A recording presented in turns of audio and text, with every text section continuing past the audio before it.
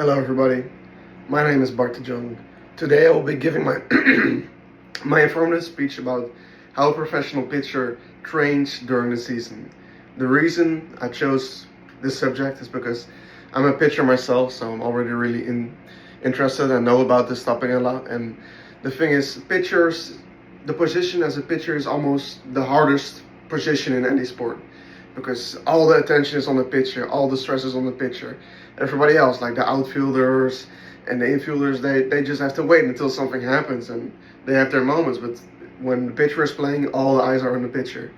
So the most stress is on the pitcher. I don't know any other sport where you're as important as the pitcher. So that would be the most interesting to have my subject be the pitcher.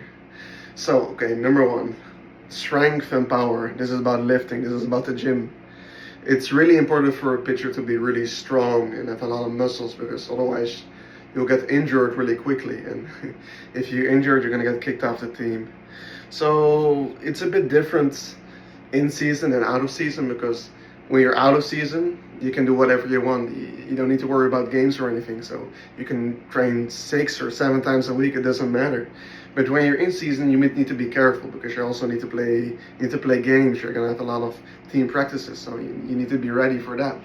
So, like in season, you would do about 2 or 3 heavy days, and that would consist of upper body, then lower body, then upper body, then lower body, and that continues on and on again. And low volume, especially because low volume makes sure your muscles are not too damaged.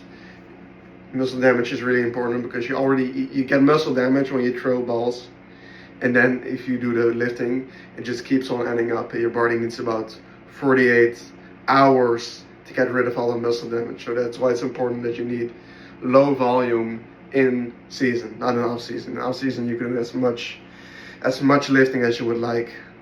Now let's talk about the throwing routine. Let's say you have one game a week. This is how it would look.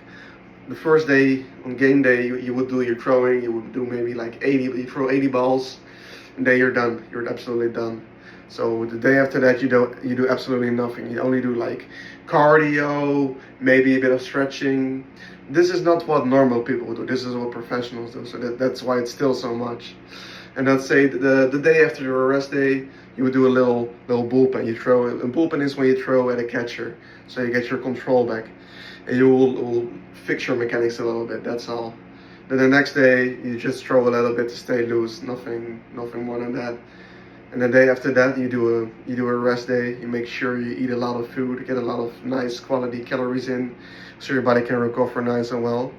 And after that, you just do it all over again. That's how it goes, all over again.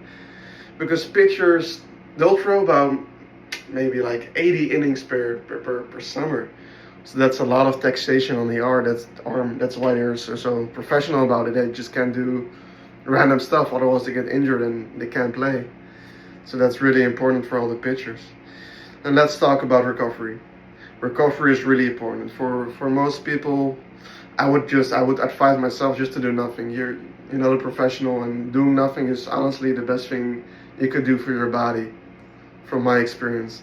But you can do different things. Professionals are good at their job. That's why they make so much money. So they like to do different things. They like to do stretching. They like to do J-bends. The idea of J-bends is to get the blood streaming when doing reps with light weight. And you could also do icing. This is when you put ice on your arm, all the oxygen in the blood goes to the arm, and they think it's gonna help recover your arm quickly. But studies don't know if it works or doesn't work, but it's always worth trying. You can also do niche things like compression sleeves and all and other stuff. But the most important things are obviously sleeping, eating, and making sure you don't have too much stress, because cortisol makes your body recover less quickly. And the other thing is mental preparation. This is really a lot of issues that professionals have in any sport, to be honest. Because if you're not prepared mentally, you're gonna mess up really, especially with pitching, because you don't have any room for error. A pitching box is is really small. So if you're off that day, you're going to throw a lot of balls, so you're going to get pulled out of the game. So that's why it's important to make sure you're mentally prepared. You can do this by different things. Professionals like to look at baseball savant, look at their enemies. The opposing team, and see what their weakness and strengths are. Maybe they're bad at hitting curveballs, and maybe they're bad at hitting heaters. So that's why it's a good idea to prepare for baseball games and for anything in general. If I'm being honest. All right, is the camera okay? All right.